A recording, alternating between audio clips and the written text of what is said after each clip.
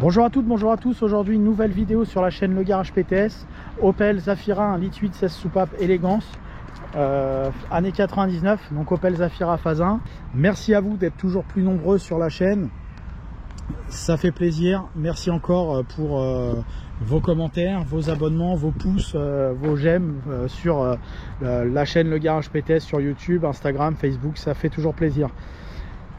Aujourd'hui, donc je le disais, test de l'Opel Zafira 1 litre 8 16 soupape élégance. Donc c'était le cœur de gamme de l'Opel Zafira qui était donc le premier monospace de la gamme Opel à la fin des années 90, précurseur en la matière puisque le Zafira était le premier petit monospace en 7 places. C'était l'intérêt de ce véhicule là. Je rappelle que la concurrence à l'époque rassemblait que des 5 places, voire du 6 places sur du Fiat Multipla. Ce véhicule avait l'intelligence, grâce à son système Flex 7, de proposer 7 places d'origine. Donc il suffisait, alors c'est un système un peu compliqué,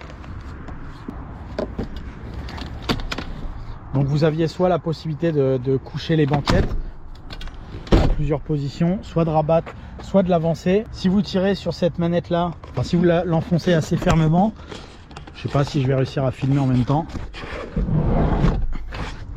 voilà, vous tirez sur cette manette là, ça vous permet de dégager suffisamment de place pour pouvoir tirer sur les sièges. Donc vous tirez sur cette poignée là après avoir avancé votre banquette, et là vous avez donc une 6e place qui sort avec une ceinture. Et donc vous avez la même chose de l'autre côté. Je vais pas le faire puisque là il y a tout il y a la plage arrière, il y a le tapis de coffre, etc.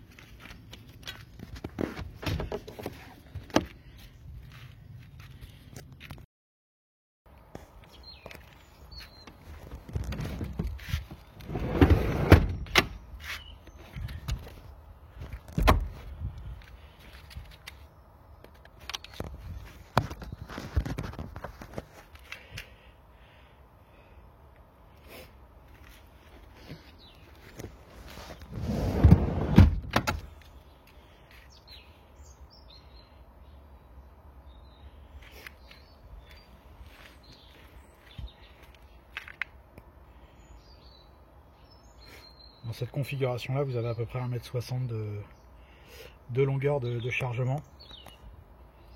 Donc ça c'est la plus longue avec la banquette en l'air. Là on peut voir que le plancher n'est pas plat, mais bon, on a quand même une bonne dose de chargement avec bien plus de 2 mètres, quasiment 3 mètres si on va jusqu'au tableau de bord là-bas. Donc on peut quand même mettre pas mal de choses. Et juste pour plier le siège passager, c'est cette poignée qui est là. Donc il suffit de tirer dessus, tac, et dans l'autre sens il se remet. Donc là je vous ai montré à peu près les différentes configurations possibles de rabattement des banquettes de Zafira.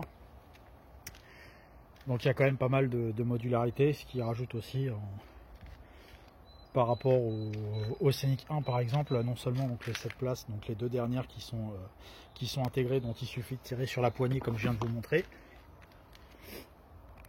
et ça vous permet de sortir le siège et de le rentrer sur l'autre bouton.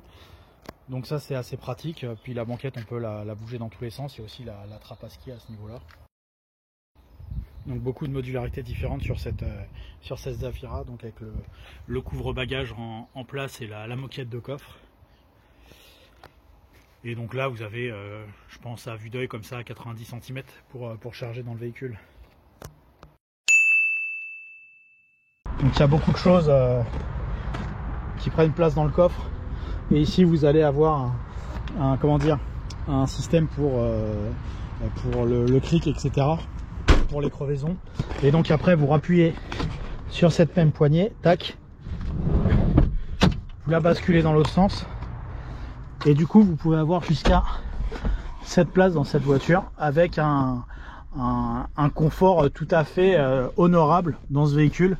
Alors par contre c'est vrai que le coffre après devient assez petit. Autant il est généreux en version 5 places, autant le coffre en 7 places il est assez petit, mais c'est moins ridicule que certains monospaces qui étaient plus gros. Leur système Flex 7 était extrêmement bien pensé sur le Zafira, ça a fait le succès de ce véhicule. L'encombrement qu'il proposait par rapport à l'espace à bord disponible était plutôt extrêmement intéressant. La version élégance dispose de vitres arrière électriques et de petits cendriers à ce niveau là, d'aérateur sous la coudoir, donc c'était plutôt pas mal pour l'époque. Certaines grosses berlines n'en proposaient pas tant. L'atmosphère d'un Zafira c'était couleur noire ou couleur noire, donc plutôt très sombre, plutôt très triste. Le dessin du tableau de bord pareil, c'est pas génial, on va le dire, hein. C'est dans la tendance Opel des années 90. Bien que la Vectra, je trouvais que c'était assez sympa quand c'est sorti. La Vectra qui était sortie en 96, je sais plus, je crois que c'était la Vectra B ou C, enfin bref, peu importe. Je trouvais ça un peu plus sympa que ce Zafira. Ce Zafira faisait assez triste, surtout que c'était une voiture familiale et du coup on aurait demandé quand même un peu plus de sympathie, on va dire, dans cette voiture. Bon, du coup on n'est pas là pour rigoler dans ce Zafira. Zafira qui proposait une multitude d'aérateurs, donc on avait celui qui était dans les coins, hein, donc ça c'est plutôt classique. Par contre cet aérateur là en forme assez bizarre, ça faisait un peu Tetris, ça faisait un peu pièce rajoutée. C'était à peu près la seule originalité de ce tableau de bord, puisqu'il regroupait un espèce d'ordinateur de bord assez gros, voire d'un GPS, qui était un peu du même acabit que sur les Vectra de la même génération, hein, qui était également sorti en 96, hein. Le Zafira est sorti en 98-99, donc c'est vraiment la même génération. Et du coup en dessous, ce gros ordinateur de bord, on trouvait l'autoradio, les commandes de clim. Là c'est la commande d'anti-crevaison des pneus, donc ventilation, le cendrier qui tient pas, voilà, les portes gobelets à l'avant, une boîte à gants qui était assez correcte à ce niveau là, et donc une instrumentation assez basique dans le ton des Opel de cette génération là, avec de gauche à droite, donc température d'eau, contour, compteur de vitesse, kilométrage et jauge à carburant. Et dans le grand écran on avait droit à un ordinateur de bord assez complet avec différentes mesures de consommation, etc.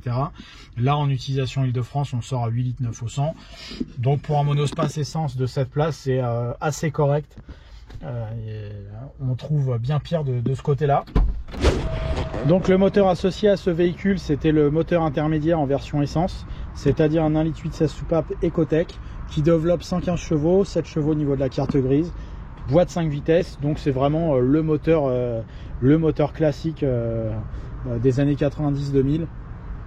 Les premières technologies à 16 soupapes qui donc permettaient de développer 115 chevaux, et on va essayer de voir si donc 115 chevaux atmosphériques étaient suffisants pour ce véhicule, pour nous emmener, sachant que là on va faire le test, je serai tout seul à bord, donc on va prendre note que éventuellement on peut être 5, 6, 7 dans le véhicule, voire des bagages ou des choses sur les barres de toit. Donc nous voici au volant de l'Opel Zafira de fin 99 en 1.8 16V élégance. Donc je rappelle, hein, il fait 115 chevaux, c'est l'Opel Zafira de première génération. Donc la première chose que l'on constate au volant de cette voiture, c'est la position de conduite qui est nettement meilleure que sur le Scénic 1, que ce soit un phase 1 ou un phase 2, peu importe. En 99 c'était déjà le 1 phase 2 qui sortait en même temps. Et la position de conduite typée camionnette du Scénic 1 du coup a pris un coup de vieux sur cette position de conduite de Zafira qui est nettement meilleure. Donc on est toujours en hauteur. Par contre on a beaucoup plus l'impression de conduire une berline que dans ce Scénic qui est vraiment camionnette. Donc ça c'était un réel progrès à l'époque pour ce véhicule. Le siège n'est pas désagréable, il y a franchement bien pire, que ce soit au niveau de la qualité de la mousse ou du maintien ou de la longueur. C'est plutôt tout à fait correct pour l'époque. Et puis là on va s'essayer au traditionnel exercice de reprise de la voiture si possible.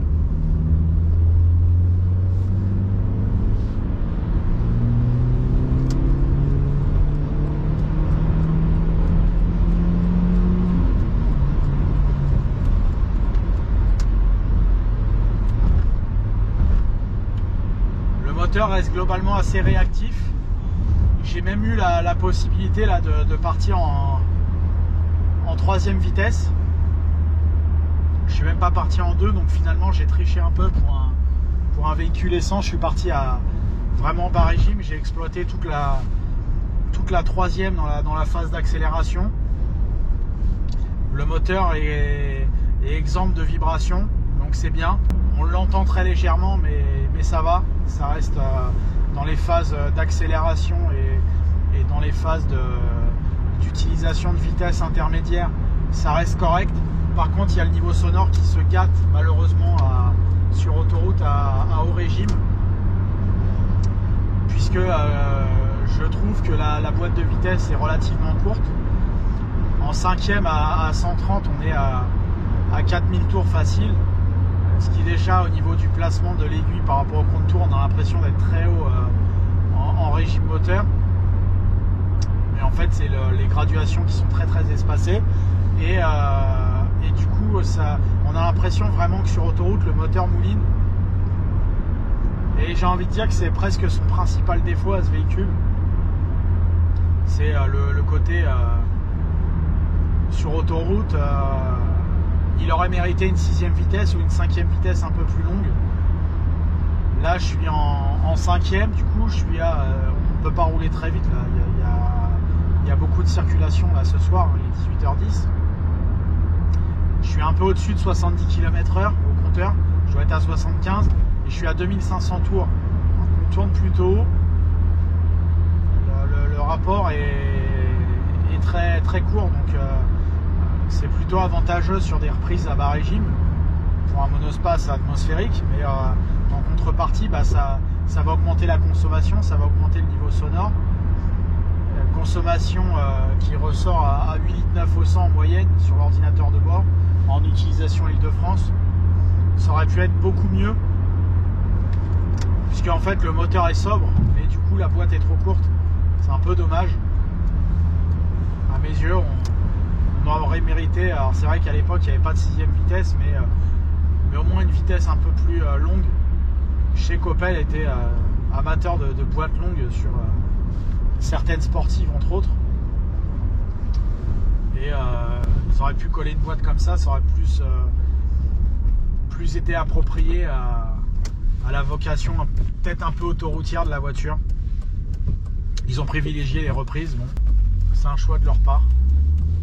Après pour le reste, franchement, il se conduit au moins aussi bien qu'un Scénic 1. Le châssis, alors il n'y a pas de sport du tout, hein, il n'y a pas vraiment de plaisir de conduite hein, non plus. C'est pas des voitures qui sont faites pour ça. En tout cas, c'est très sécurisant, ça se conduit tout seul. La direction hydraulique est suffisamment lourde pour avoir un ressenti, je dirais, agréable. C'est pas trop assisté comme des voitures un peu plus modernes. Le reste des commandes plutôt bonnes, que ce soit les commandes pour les essuie-glaces, les phares, la commande de boîte, on s'y fait très facilement.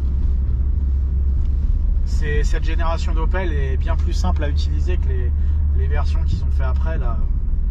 avec leur autoradio là, tout intégré, là, les Astra H, je crois, de mémoire. Oui, c'est ça, c'est Opel Astra H. Cette génération et puis les Zafira, le modèle d'après, le Zafira B avait repris aussi ce tableau de bord plus moderne et plus complexe. Là, toutes les touches tombent plutôt bien sous la main. L'intégration du compteur, etc., c'est un peu bizarre esthétiquement, mais on s'y fait. Et finalement, on a une bonne visibilité, tout tombe bien sous la main, donc c'est plutôt pas mal de ce côté-là. La qualité de fabrication est mieux que sur un Scénic 1. Il y a certains plastiques de bonne qualité, d'autres de mauvaise qualité. Le cuir du volant, je le trouve pas mal. Il n'y a pas tellement de vibrations, donc ça c'est bien. Pour une voiture de 20 ans, c'est plutôt correct. C'est un peu à l'allemande, hein, j'ai envie de dire, mais c'est pas de la haute qualité comme pourrait être une Mercedes ou une BMW. On est sur des voitures nettement moins coûteuses à l'achat en neuf, hein, donc forcément on ne peut pas prétendre à du luxe, mais c'est plutôt fonctionnel et plutôt bien construit. En tout cas mieux que sur le Scénic 1, comme je le disais tout à l'heure. Un point où il faut faire attention sur ce Zafira, ça peut être le prix de certaines pièces. Si vous allez chez le constructeur, ça risque de vous coûter très très cher. Donc bien faire attention à ça, puisque le budget d'utilisation peut s'en ressentir. Mais hormis ça, c'est pas des voitures avec réellement des problèmes mécaniques. C'est surtout les trains avant qui sont assez bruyants, mais pas non plus dangereux. Donc finalement c'est une voiture assez homogène, qui pourra vous emmener assez loin pendant longtemps. Et finalement son réel défaut, c'est au niveau de sa boîte de vitesse, son dernier rapport assez court. Maintenant si vous l'utilisez quotidiennement et pas forcément pour les vacances, ça reste un choix absolument défendable, hein. Les prix pratiqués en occasion sont très mesurés. Vous pouvez toucher ce genre de voiture très facilement à 2-3 000 euros, hein, selon le kilométrage, donc c'est absolument pas cher. C'est un choix qui se discute, hein, franchement, parce que quand vous cherchez un monospace à ce prix-là, surtout si vous cherchez du 7 places, le Scénic 2 phase 1 est moins bien. Enfin, la voiture est mieux, mais elle est tellement moins fiable qu'on les achète pas. Les gros monospaces, c'est un autre budget d'utilisation. Même si vous en trouvez, ça reste des voitures qui consomment plus et qui vont être plus coûteuses en termes de réparation potentielle. Donc ce Zafira est encore aujourd'hui un bon choix pour qui veut soit un véhicule pour charger ou un véhicule pour emmener sa famille pour pas cher, ou emmener les enfants à l'école ou autre. Enfin, ça fait une bonne seconde voiture sans complexe, qui est encore tout à fait utilisable au quotidien. Voilà, merci à vous d'avoir suivi ce nouvel essai de véhicule sur la chaîne Le Garage PTS. Merci à vous d'être toujours plus nombreux sur la chaîne à aimer, à commenter. Merci encore. À bientôt sur YouTube, Facebook, Instagram. Merci à vous, à bientôt.